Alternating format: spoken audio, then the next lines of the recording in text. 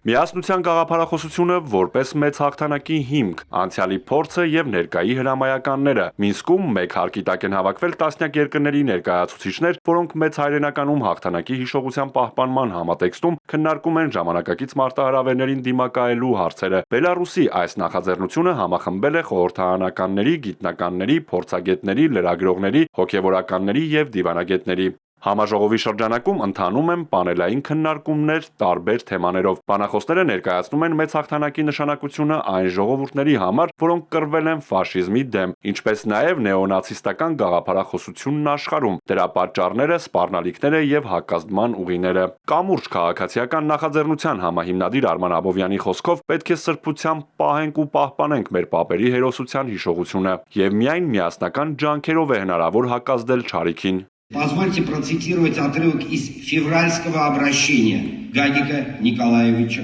Царукяна. Թույլ տվեք մեջ բերել Գագիկ Ծառուկյանի փետրվարյան ուղերձից մեկ հատված։ Մենք իրավունք չունենք մոռանալ մեր ընդհանուր հաղթանակը ֆաշիզմի նկատմամբ եւ պետք է անենք մեզնից կախված ամեն բան, որպեսզի մեծ հաղթանակի հիշողությունը բոլոր ժամանակներում լինի մեր ժողովուրդների սրտերում եւ հոգիներում։ Այս համատեքստում Արման Աբովյանը ներկայացրել է այն լայնածավալ ծրագրերը, որոնք Հայաստանում իրականացվել են Գագիկ Ծառուկյանի նախաձեռնությամբ մեծ հաղթանակի 80-ամյա հոբելյանին ընդառաջ։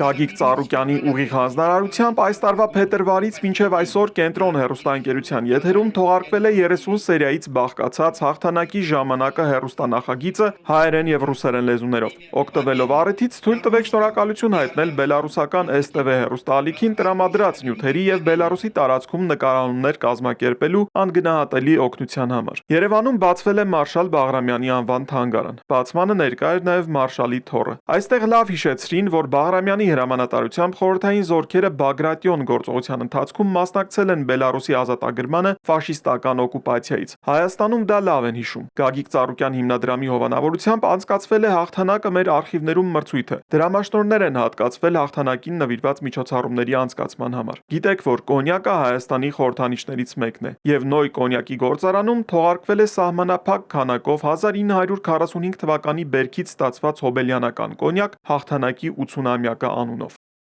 Համաժողովի արդյունքներով ընդունվել է բանաձև, որի հիմքում ժողովուրդների ինքնիշխանության հավասար իրավունքների գաղափարն է, միջազգային հարաբերություններում արդարությունը եւ պատմական հիշողության պահպանումը։